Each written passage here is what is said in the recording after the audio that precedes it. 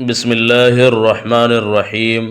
مرحوم والدین کی بخشش کا سب سے آسان کلمہ، یہ کلمہ پڑھتے ہی قبر نور سے جگمگا اٹھے گی، اللہ اسی وقت مغفرت کے فیصلے فرما دے گا۔ بسم اللہ الرحمن الرحیم۔ محترم ناظرین، ماں باپ دنیا کی ایسی نعمت ہے جن کے بغیر زندگی کا ہر رنگ بے رنگ اور ہر خوشی بے معنی لگتی ہے۔ ماں باپ کی ممتا وہ واحد احساس ہے جو بغیر کسی مفاد کے صرف دینا چاہتے ہیں، اور باپ کا سایہ وہ حفاظت ہے جو اولاد پر آنے والی ہر آفت اپنے سر لے لیتا ہے۔ ہم میں سے ہر ایک نے اپنی زندگی کے کسی نہ کسی موڑ پر ماں باپ کی دعاؤں کے اثرات محسوس کیے ہوں گے۔ ان کے چہرے کی مسکراہٹ، ان کے سجدوں کی نمی اور ان کی دعاؤں کی تاثیر ہمارے نصیبوں کو بدل دیتی ہے، لیکن وقت کی تیز رفتار دنیا میں مشکلیں اور غفلت کا پردہ ہمیں کبھی کبھار یہ بھلا دیتا ہے کہ وہ ہستیاں جنہوں نے ہمارے لیے اپنا سکون، اپنی نیند، اپنا آرام اور اپنی جوانی قربان کی، آج وہ ہم سے صرف ایک دعا کی امید رکھتے ہیں۔ ہمارا آج کا وظیفہ مرحوم والدین کی بخشش کے لیے ایک ایسا آسان سا کلمہ پڑھنے کا وظیفہ ہے کہ جو شخص یہ کلمہ پڑھتا ہے تو اس کے والدین کی قبر نور سے جگمگا اٹھتی ہے، اللہ تعالیٰ اسی وقت اس کے والدین کی مغفرت کے لیے فیصلے فرما دیتا ہے۔ محترم ناظرین، اللہ تعالیٰ نے قرآن مجید پارہ نمبر 29 سورۃ القیامہ آیت نمبر 22 تا 23 میں ارشاد فرماتا ہے۔ ترجمہ: کچھ چہرے اس دن تر و تازہ ہوں گے، اپنے رب کو دیکھتے ہوں گے، اور کچھ چہرے اس دن بگڑے ہوئے ہوں گے، سمجھتے ہوں گے کہ ان کے ساتھ وہ کچھ کیا جائے گا جو کمر توڑ دے گا۔ ہاں ہاں، جب جان حلق تک پہنچ جائے گی اور کہیں گے کہ ہے کوئی جو جھاڑ پھونک کرے، اور وہ سمجھ لے گا کہ یہ جدائی کی گھڑی ہے اور پنڈلی سے پنڈلی لپٹ جائے گی، اس دن تیرے رب ہی کی طرف ہانکا جانا ہے۔ ان آیات میں مومن اور کافر کی پہچان کا ذکر ہے کہ مومن کا چہرہ تر و تازگی اور دیدار الہی کے سبب جو برحق ہے روشن ہوگا، مگر کافر کا منہ کالا اور بدنما ہوگا جو اس کے دل کا حال ظاہر کرے گا۔ ایسا حال دل و جگر کی بیماری والے کا ہوتا ہے جو سخت عذاب اور رسوائی کے سبب مرتے وقت ہی ظاہر ہو جاتا ہے کہ کافر کی جان اس کے جسم سے کھینچ کر نکالی جائے گی، جو پاؤں کے ناخنوں سے شروع ہوگی۔ اس وقت کافر جھاڑ پھونک کا مطالبہ کرے گا تاکہ اسے شفا ہو اور وہ بچ جائے، یا پھر اس کی جان آسانی سے نکلے۔ یہ سمجھتے ہوئے کہ اب جدائی کی گھڑی ہے، وہ اپنے بال بچوں اور گھر بار کو چھوڑ کر جا رہا ہے، جس کا اسے بہت دکھ ہوگا، مگر وہ عذاب الہی میں گرفتار ہو کر مثل جانوروں کے ہانکا جائے گا۔ ذلت کا عذاب اس کی کمر توڑ دے گا۔ اس کے برعکس مومن عذاب الہی سے محفوظ رہے گا۔ دیدار الہی کا جذبہ اس کے چہرے سے ظاہر ہوگا، بالکل اسی طرح جس طرح پیارا پیارے سے ملتا ہے۔ یہ تمام عالم الغیب کی خبریں ہیں جو اللہ تعالیٰ نے حضور نبی کریم صلی اللہ علیہ وسلم کو عطا فرمائی ہے۔ ایمان میں اضافہ اور ارشادات کی روشنی میں مومن کے لیے ہدایت عطا ہوئی تاکہ اس پر عمل کر کے وہ انعامات پانے کا مستحق ہو سکے جو خدا اور رسول اور اللہ کے نیک بندوں نے بیان کیے ہیں، کیونکہ مومن کے لیے موت کا پیغام حضور نبی اکرم صلی اللہ علیہ وسلم سے ملنے کا ذریعہ ہے کہ یہ دیدار کا دن ہے۔ موت کسی کو چھڑاتی ہے اور کسی کو ملاتی ہے، لہٰذا موت کافر کی رسوائی کا وقت ہے اور مومن کے عزت افزائی کا دن ہے۔ ناظرین، اسلام ایک مکمل ضابطہ حیات ہے جو صرف زندوں ہی کے لیے نہیں بلکہ مرنے والوں کے لیے حقوق اور ان سے جڑے اعمال کی بھی تعلیم دیتا ہے۔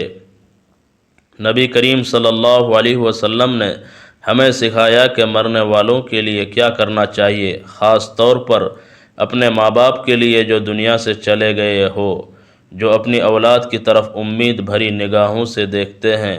ان کو ایصال ثواب کرنا، ان کے درجات بلند کرنا، ان کے لیے بخشش کی دعا کرنا، یہ سب وہ نیک اعمال ہے جن کی اسلام میں بے پناہ فضیلت ہے۔ اللہ تعالیٰ کے پیارے نبی حضرت محمد صلی اللہ علیہ وسلم نے ہمیں ایسے ذکر و اذکار کی تعلیمات دے جن کو اگر کوئی شخص پڑھ کر اپنے ماں باپ یا اہل خاندان کے مرحومین کے لیے ایصال ثواب کرے تو ان پر سے عذاب اٹھا لیا جاتا ہے اور انہیں جنت کی خوشخبری دی جاتی ہے۔ غور کیجئے، جنت وہ مقام ہے جس کے لیے انبیاء کرام نے دعا مانگی، صحابہ نے قربانیاں دی، اولیاء نے ریاضتیں کیے۔ اگر ہم اپنے چند لمحے نکال کر آج کے اس عمل میں آسان سے کلمے کو بتائی گئی تعداد میں پڑھ کر اپنے مرحوم والدین کے لیے بخشش کا ذریعہ بن سکے۔ ناظرین، حضور نبی کریم صلی اللہ علیہ وسلم نے فرمایا کہ پیر اور جمعرات کو لوگوں کے اعمال خدا کی بارگاہ میں پیش ہوتے ہیں۔ جمعہ کو ماں باپ پر ان کی اولاد کے اعمال پیش ہوتے ہیں۔ جب اہل قبور کو ان کے رشتہ داروں کے نیک اعمال کی اطلاع ملتی ہے تو ان کے چہرے خوشی سے کھل اٹھتے ہیں۔ اس لیے اے بندگان خدا، اپنے بد اعمال سے اپنے رشتہ داروں کو قبر میں ایذا نہ دو۔ کفار کا یہ کیا حال ہے کہ وہ تو خود عذاب میں مبتلا ہوتے ہیں، انہیں دوسروں کی کیا فکر۔ اللہ تعالیٰ کی اطاعت میں زندگی کا مقام۔ طبرانی نے حضرت عبادہ بن صامت رضی اللہ تعالی عنہ سے روایت کیا ہے کہ حضور نبی کریم صلی اللہ علیہ وسلم نے ارشاد فرمایا کہ کیا میں تمہیں سب سے بہتر آدمی کی خبر نہ دوں؟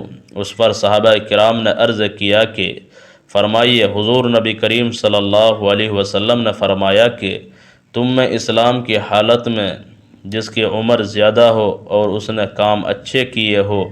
احمد، ترمذی اور ابن ماجہ نے حضرت انس رضی اللہ تعالی عنہ سے روایت کیا ہے کہ حضور نبی کریم صلی اللہ علیہ وسلم ایک نوجوان کے پاس نزاع کے وقت تشریف لے گئے اور اس سے دریافت کیا کہ کیا حال ہے؟ اس نے بتایا کہ اللہ تعالیٰ سے ثواب کا امیدوار ہوں اور اپنے گناہوں سے ڈرتا ہوں۔ اس پر حضور نبی کریم صلی اللہ علیہ وسلم نے فرمایا، یہ دونوں چیزیں جس شخص کے دل میں جمع ہوگی اللہ تعالیٰ اس کی امید پوری فرمائے گا اور اسے ڈر سے محفوظ رکھے گا۔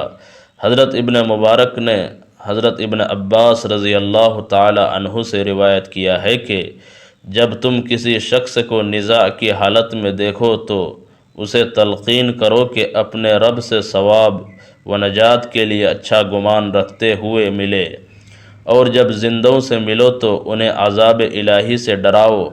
حضرت ابن ابی شیبہ نے حضرت ابن مسعود رضی اللہ تعالی عنہ سے روایت کیا ہے کہ رسول اللہ صلی اللہ علیہ وسلم نے فرمایا کہ قسم ہے اس وحدہ لا شریک کی کہ بندہ اللہ سے جو اچھا گمان کرے خدا اسے پورا کرتا ہے۔ امام احمد اور طبرانی نے حضرت معاذ بن جبل رضی اللہ تعالی عنہ سے روایت کیا ہے کہ رسول خدا صلی اللہ علیہ وسلم نے فرمایا کہ اگر چاہو تو میں تم کو بتاؤں کہ اللہ تعالیٰ قیامت میں سب سے پہلے مومنوں سے کیا کہے گا اور مومن اس کا کیا جواب دیں گے؟ ہم نے عرض کیا، یا رسول اللہ صلی اللہ علیہ وسلم فرمائیے۔ آپ نے فرمایا کہ اللہ تعالیٰ فرمائے گا کیا تم میری ملاقات کو پسند کرتے ہو؟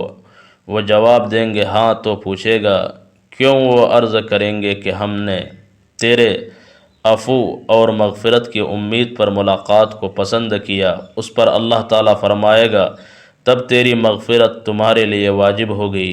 امام قرطبی نے روایت کیا ہے کہ نبی کریم صلی اللہ علیہ وسلم نے ملک الموت سے سوال کیا کہ کیا آپ کے پاس کوئی قاصد ہیں جن کو آپ نے آنے سے پہلے روانہ کر کے لوگوں کو بتا دیا ہوتا تاکہ لوگ ڈر جائے؟ ملک الموت نے کہا کہ باخدا میرے لیے بہت سے قاصد ہیں، مثلاً بڑھاپے کی علامات، مرض کانوں اور آنکھوں کا متغیر ہو جانا۔ لوگ نصیحت پکڑیں، جب وہ نصیحت نہیں پکڑتے تو میں ندا کرتا ہوں کہ یک کے بعد دیگرے میرے قاصد تمہارے پاس آئے تھے، اب میں خود آ رہا ہوں کہ میرے بعد اب کوئی قاصد نہ آئے گا۔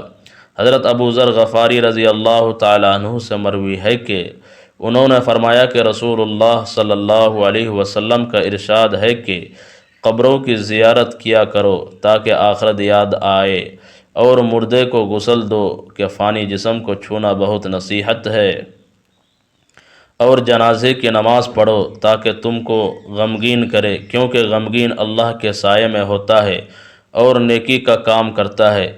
ابن عساکر نے ابن الماجشون سے روایت کی ہے کہ انہوں نے کہا کہ میرے باپ الماجشون کا انتقال ہو گیا تو ہم نے ان کو تخت پر غسل دینے کے لیے رکھا۔ جب غسل دینے والا داخل ہوا تو اس نے دیکھا کہ ان کی ایک رگ حرکت کر رہی ہے جو ان کے قدم کے نچلے حصے کی تھی، تو ہم نے ان کو دفن نہ کیا۔ 3 دن کے بعد وہ اٹھ کر بیٹھ گئے اور کہا کہ ستو لاؤ۔ ہم نے ستو پیش کیا اور انہوں نے ستو پی لیا۔ ہم نے کہا کہ تمہارے ساتھ کیا ہوا، اس کی خبر ہمیں بھی دو۔ انہوں نے کہا کہ میری روح کو ایک فرشتہ لے کر آسمانی دنیا پر پہنچا، اس نے دروازہ کھلوایا، دروازہ کھلا، اس طرح وہ 7ویں آسمان پر لے گئے۔ جب آسمان پر پہنچے تو فرشتے سے دریافت کیا کہ تمہارے ساتھ کون ہے؟ اس پر انہوں نے کہا کہ ابھی تو اس کا وقت نہیں ہوا، ابھی اس کی عمر اتنی باقی ہے۔ پھر میں نیچے آیا تو حضور نبی کریم صلی اللہ علیہ وسلم اور ان کے ہمراہ حضرت ابوبکر صدیق اور حضرت عمر فاروق رضی اللہ تعالی عنہم کو دائیں بائیں پایا، اور حضرت عمر بن عبدالعزیز کو ان کے سامنے پایا۔ میں نے اپنے ساتھ والے فرشتے سے دریافت کیا کہ یہ کون ہے؟ اس نے جواب میں کہا کہ کیا ان کو پہچانتے نہیں؟ میں نے کہا کہ اپنے علم کو پختہ کرنا چاہتا ہوں۔ اس نے جواب دیا کہ یہ عمر بن عبدالعزیز ہے۔ میں نے کہا کہ یہ حضور نبی کریم صلی اللہ علیہ وسلم سے بہت زیادہ قریب ہے۔ اس نے جواب دیا کہ کیوں نہ ہو، انہوں نے ظلم اور جبر کے زمانے میں حق و انصاف پر عمل کیا ہے، اور حضرت ابوبکر صدیق رضی اللہ تعالی عنہ اور حضرت عمر فاروق رضی اللہ تعالی عنہ نے حق کے زمانے میں حق عمل کیا۔ ابن مندہ نے کتاب الارواح میں بسند مجاہد سے روایت کی ہے کہ حضور صلی اللہ علیہ وسلم نے فرمایا کہ جب مومن کی موت کا وقت ہوتا ہے تو ایک فرشتہ اچھی صورت میں خوشبودار مہک کے ساتھ آتا ہے، وہ روح قبض کرنے کے لیے بیٹھ جاتا ہے۔ اس کے ساتھ 2 فرشتے ہوتے ہیں، وہ جنت کی خوشبو اور کفن لاتے ہیں اور اس سے دور بیٹھ جاتے ہیں۔ جب ملک الموت روح نکالتا ہے تو دونوں فرشتے اس سے روح لے لیتے ہیں، جنت کی خوشبو لگا کر کفن میں رکھ کر جنت کی طرف لے جاتے ہیں۔ آسمان کے دروازے اس کے لیے کھول دیے جاتے ہیں اور آسمان کے فرشتے اس کو دیکھ کر خوش آمدید کہتے ہیں۔ وہ اس کا اچھا نام لے کر پوچھتے ہیں کہ کس کی روح ہے، اور ان کو بتایا جاتا ہے کہ فلاں بن فلاں کی روح ہے۔ وہ جس آسمان پر پہنچتا ہے اس کی عزت افزائی ہوتی ہے، مقربین فرشتے ساتھ ہو کر عرش الہی کے نیچے اسے رکھ دیتے ہیں۔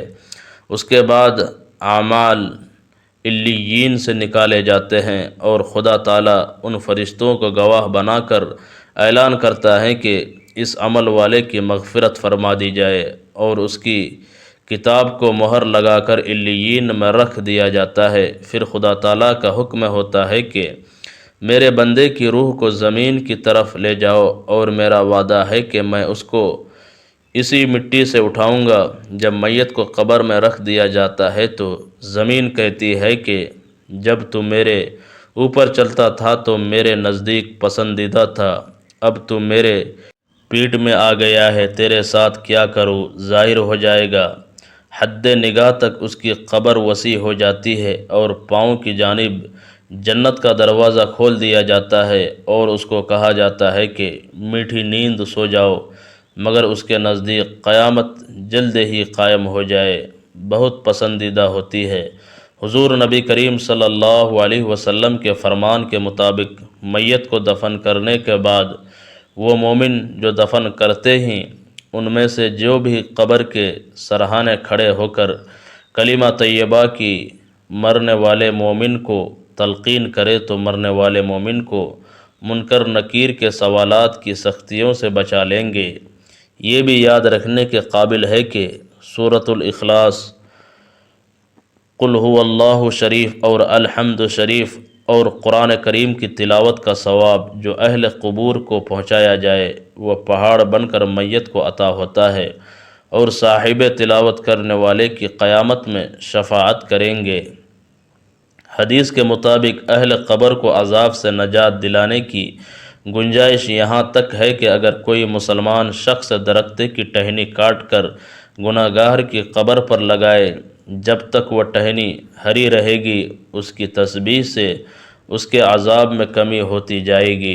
جب ٹہنی کی تسبیح اس قدر فائدہ دیتی ہے تو ذکر اذکار اور آج کا آسان کلمہ ثواب کا پہاڑ بن کر مومن گناہ گار کو فائدہ ضرور دیتا ہے۔ حضور نبی کریم صلی اللہ علیہ وسلم نے فرمایا، جس کی عمر لمبی ہو اور اس کا عمل اچھا ہو وہ سب سے بہتر ہے، اس لیے خدا تعالیٰ سے ڈرتے رہنا، اس سے حسن ظن رکھنا، ثواب کا امیدوار بننا اور گناہوں سے ڈرنا سب کچھ باعث نجات ہے۔ خدا اسے اچھا گمان رکھنا نجات کا باعث ہے، کیونکہ خدا تعالیٰ نے فرمایا ہے کہ وہ اپنے بندے کے ساتھ اس کی ماں کی محبت سے 70 گنا زیادہ محبت رکھتا ہے۔ مومن کے لیے ملک الموت کا خدا کا سلام پہنچانا خاتمہ بالایمان کی خبر ہے۔ مومن کی موت کے وقت اس کے پاس کلمہ طیبہ کی تلقین کرنا، یعنی خود کلمہ شریف پڑھ کر اس کو سنانا تاکہ وہ سن کر کلمہ شریف پڑھنے والے کے خاتمہ بالایمان کے گواہ ہو جاتے ہیں اور وہ جنتی ہو جاتا ہے۔ فرمایا بہترین عمل یہ ہے کہ جس کو موت کی یاد خوف زدہ کرتی ہے اس کی قبر جنت کا باغ بنے گی۔ حضرت علی رضی اللہ تعالی عنہ نے فرمایا کہ لوگ سو رہے ہیں، جب مر جائیں گے تو جاگ اٹھیں گے، اس لیے خواب غفلت سے بیداری اس کی اصلاح ہے۔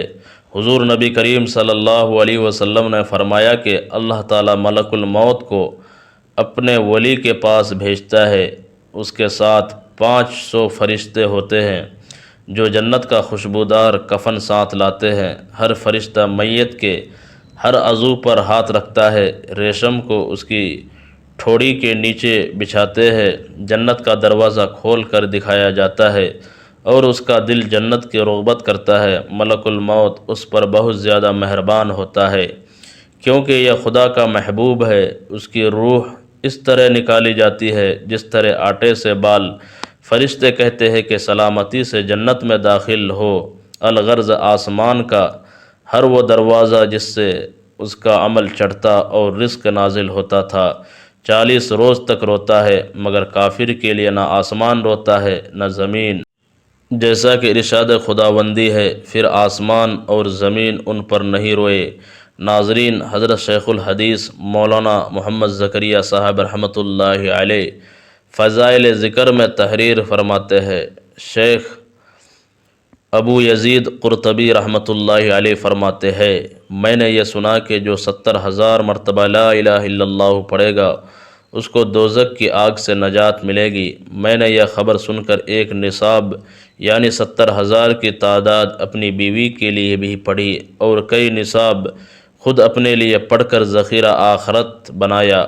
ہمارے پاس ایک نوجوان رہتا تھا جس کے بارے میں یہ مشہور تھا کہ یہ صاحب کشف ہے۔ مجھے اس کی صحت کے بارے میں کچھ تردد تھا۔ ایک مرتبہ وہ نوجوان ہمارے ساتھ کھانے میں شریک تھا، دفعتاً اس نے چیخ ماری اور سانس پھولنے لگا اور کہا کہ میری ماں دوزخ میں جل رہی ہے، اس کی حالت مجھے نظر آئی۔ قرطبی رحمۃ اللہ علیہ فرماتے ہیں کہ میں اس کی گھبراہٹ دیکھ رہا تھا، مجھے خیال آیا کہ ایک نصاب اس کی ماں کو بخش دوں جس سے اس کی سچائی کا مجھے بھی تجربہ ہو جائے گا۔ چنانچہ میں نے ایک نصاب ان نصابوں میں سے جو اپنے لیے پڑے تھے اس کی ماں کو بخش دیا۔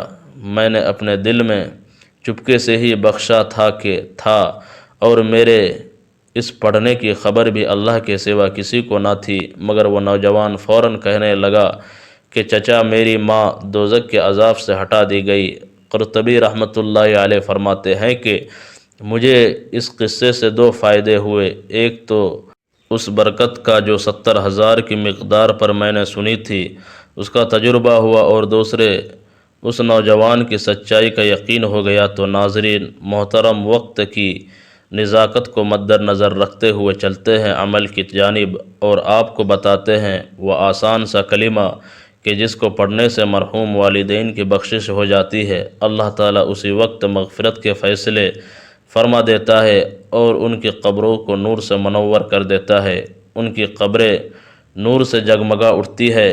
تو آپ نے اس عمل کو کسی بھی وقت کر لینا ہے۔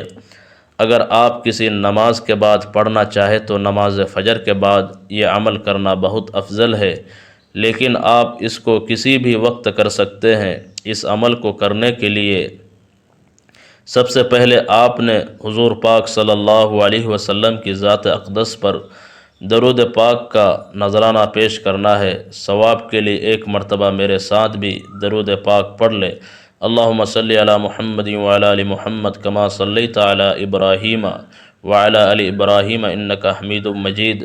اللہم بارک علی محمد وعلی آل محمد کما بارکت علی ابراہیم وعلی آل ابراہیم انک حمید مجید۔ درود پاک پڑھنے کے بعد آپ نے 7 مرتبہ یہ کلمہ یعنی لا الہ الا اللہ العلیم الکریم، یعنی اللہ کے سوا کوئی معبود نہیں، وہی خوب جاننے والا اور نہایت کرم والا ہے۔ 7 مرتبہ یہ کلمات پڑھنے کے بعد پھر 3 مرتبہ بسم اللہ الرحمن الرحیم، الحمدللہ رب العالمین الرحمن الرحیم مالک یوم الدین ایاک نعبد و ایاک نستعین اہدنا الصراط المستقیم صراط الذین انعمت علیہم غیر المغضوب علیہم ولا الضالین، اور 7 مرتبہ تبارک الذی بیدہ الملک وہو علی کل شیء قدیر، یعنی بہت بابرکت ہے وہ ذات جس کے ہاتھ میں بادشاہی ہے، وہی زندگی دیتا ہے اور موت دیتا ہے اور وہ ہر چیز پر قادر ہے۔ اور پھر آخر میں آپ نے